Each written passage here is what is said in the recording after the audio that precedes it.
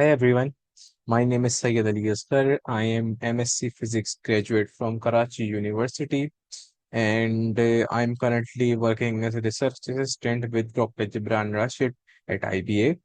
I'm working on VQA variational quantum eigensolver in the domain of quantum computing currently, and I'm also a lab instructor of applied physics at Ikra University. So that's who I am. And now let's get back to the lesson. So today in week two lesson, we are going to talk about first background versus introduction. What is the difference between background and introduction? So let me explain you with an example. For example, if we are writing a story, background is context of that story. Background is context of that story. For example, if I'm writing a story about a crime, about a criminal who is committing some crime. So, what will be the background of that story? What were the settings, what were the reasons, how that criminal went on to commit those crimes, these type of things. Okay. And what would be the introduction? In this example, the introduction would be the setting of story. Setting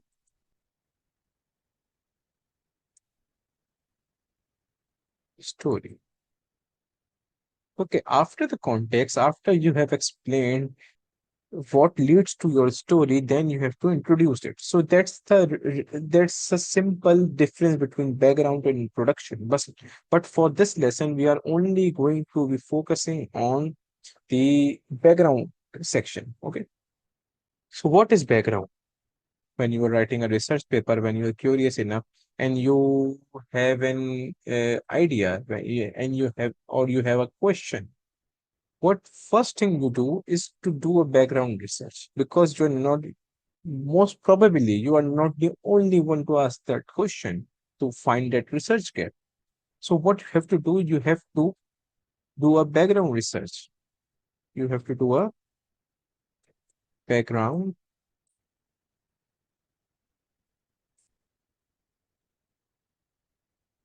research, because the question of yours, that your research problem might not be the only question. There must be a many variant of that question, and many of those most probably have been conducted, answered, and resolved by past researchers. So, background research is really important because it helps you identify what kind of question is really worthwhile to focus on. So, let's first set the rules, set the stage about how to write a background for your research. There are a couple of points that you need to follow. First, keep it simple. Don't use jargons. Don't use buzzwords. For this, assume that the audience has a knowledge of a everyday person. They probably will not know what the posterior artery does. However, they might know why a heart is important. That's basically it. Because whatever your question is, whatever your research question is, a basic audience, a general audience doesn't know the jargon words, but you can really explain it in simple words. There has been a quote: if you cannot explain it simply, you don't understand it well enough. So, first of all, what you have to do in your background, you have to keep your language very simple at the beginning. You have to hook you. The one main thing of the background is to hook the audience, hook the reader, because you have to, if you can hook the reader in the background, if you lay the foundation of your research really well, you can make the reader follow you into the basic core of your research. So that is the real that is the real idea of the background. Okay, background. Make sure your background research is done, since this is important to set up you for the writing process. The example that we'll use is the impact of social media on mental health. This is why they constantly talk about good. One thing is, keep it simple. Okay, let me write it down for you.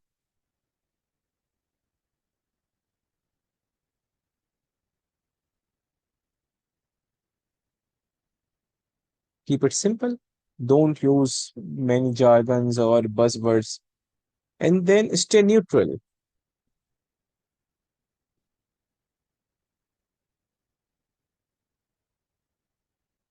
For example, in the example are for a paper about the impact of social media on mental health. This is why they constantly talk about good and bad sides, because the paper focuses on the impact of social media on mental health. It doesn't say it is whether they are going to talk about bad or good sides. So the because the paper is examining both sides. Okay, that's one thing. However, if your paper only examines the one-sided view, for example, if you are only examining bad effects of social media on mental health, then you have to really use, if you're using this paper as an example, then you have to be really careful, because there are many work that just touches your research question. So you have to be really careful about the work that you are using as an example is really attached to your work. And then write in third person, you have to use example wisely.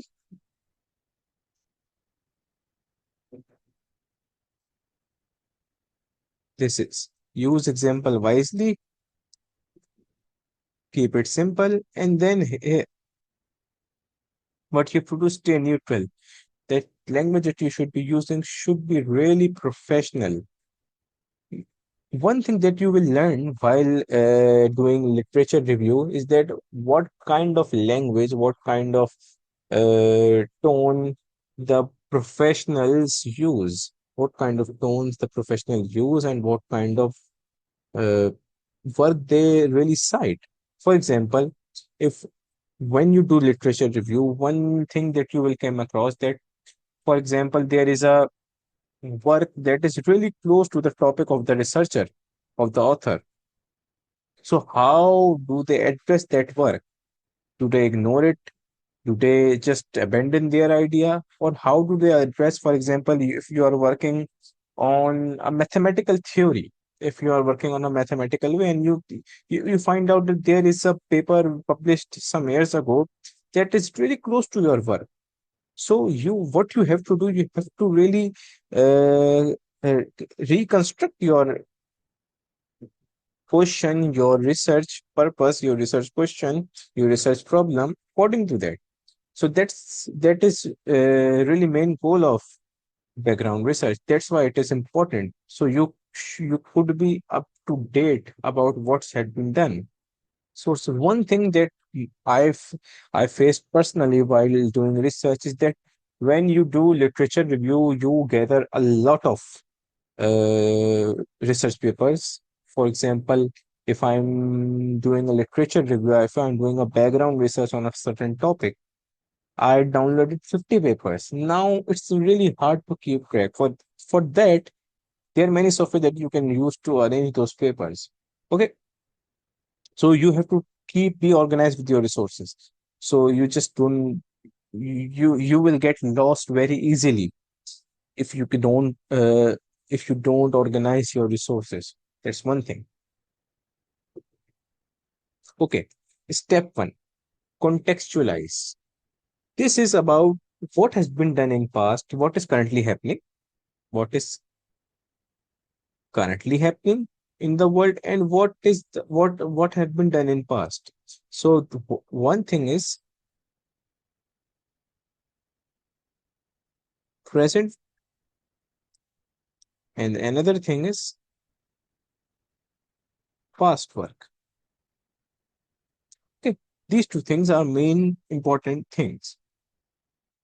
But the main thing is you have to know what has been done in the recent years and what has been done in the past years. But be general. This is not a way. This is not a point that where you have to be very specific. It will come later on.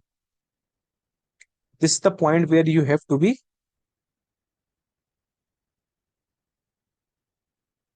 general. For example, let's see this example.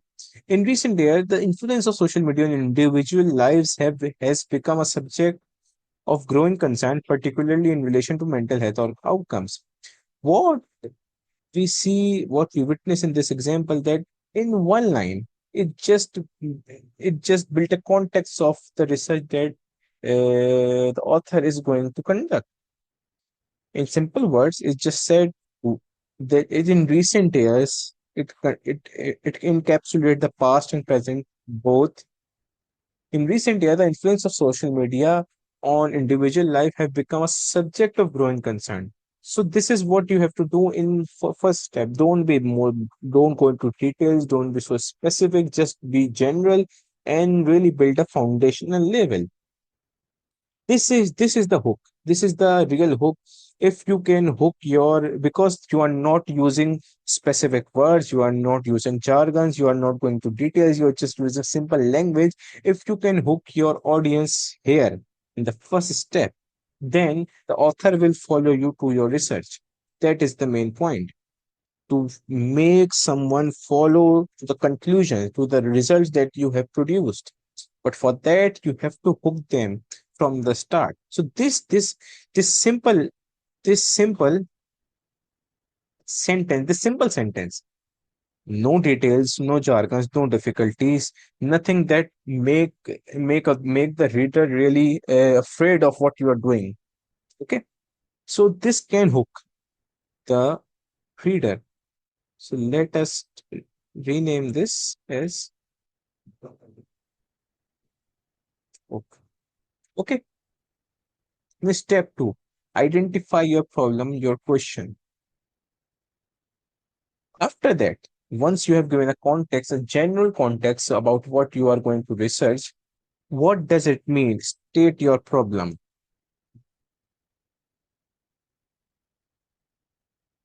State your problem.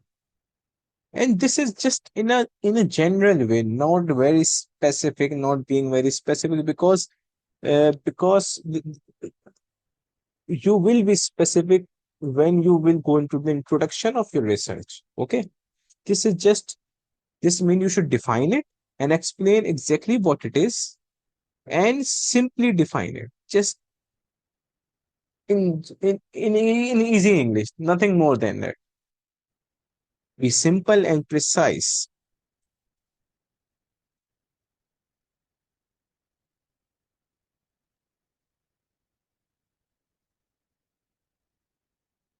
Okay? This is these two things. For example, in this, For example, in this example, the exponential rise in the use of social media platform has created unprecedented opportunities for social connectivity and information sharing. However, alongside the benefits, a burgeoning body of evidence suggests that the excessive use of social media may be associated with the adverse effects on mental well-being. So, what they did in this example is that they identified the problem. They mention the benefits, and then they mention the challenges. So what happens that when you mention the benefits and when you mention the challenges, you really poses the question, what is really the wrong with it? So that's the step two. Step three is the previous work. This is where your sources come in. For example, you have gathered the sources, you have gathered the reference, the research papers you're just gathering from the journals, from the internet. This is where you become be very specific, because when you cite those references, you are going to use the terminologies that they uses. This is where you sources come in, reference a couple of sources about your topic to provide some background. This part gives you liberty on what past research you want to use to build your background. For example, in the first step, you give the context in just general English. You were very general. You didn't use any hardcore terms. But in this step, what you will do is to use some specific sources one, two, or three paper, because when you will go through research papers, you will see that authors may cite many papers, but specifically they only refers to three, four, or maybe five papers, because there is not much length and not much space to, for example, cite 200 papers. They can cite, but they cannot make specifically, they cannot mention 200 papers in their literature review or in their background. Okay. At this time, at this time is also when you want to define any key terms. So this is when you dive into the technical terms. This is when you dive into the technical terms that you want to define any key terms that you use later and are important to your topic. Let's see this examples. Studies examining the relationship between social media usage and mental health have yielded mixed findings. So this yielded mixed findings. So what this example is doing is this: they are citing resources. So that's what you have to do. This recent research has also explored the role of specific features of social media, such as prominence of curated self-presentations and the prevalence of cyberbullying in shaping mental health outcomes. So they directly stated what recent research have done. So you can just write that what recent research have done, or you can specifically cite exactly what paper, and that's what professionals do. They exactly cite, for example, if there is a paper, you can cite it like this, and in the bibliography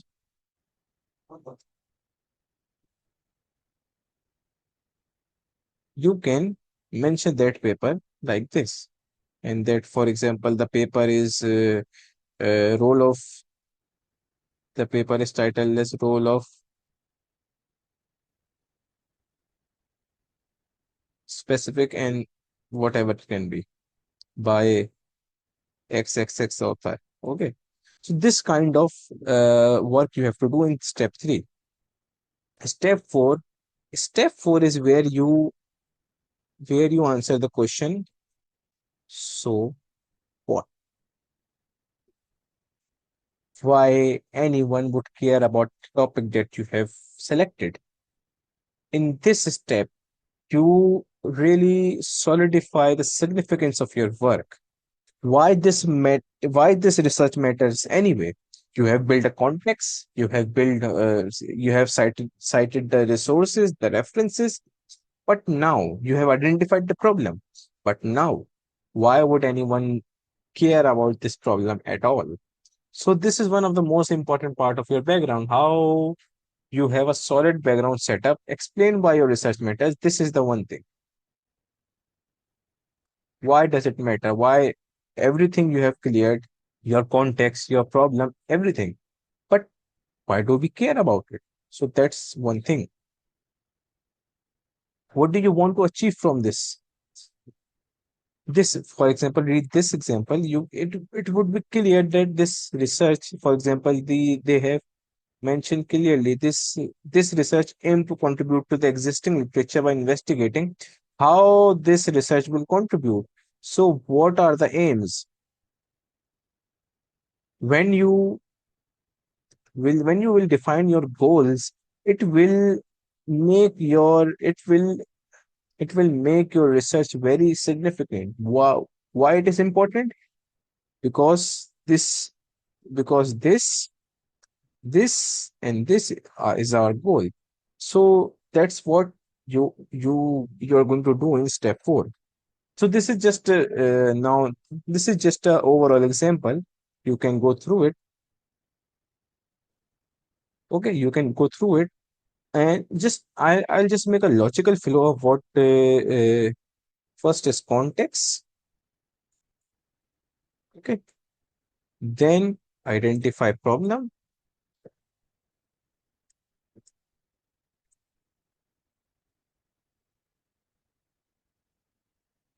then previous work,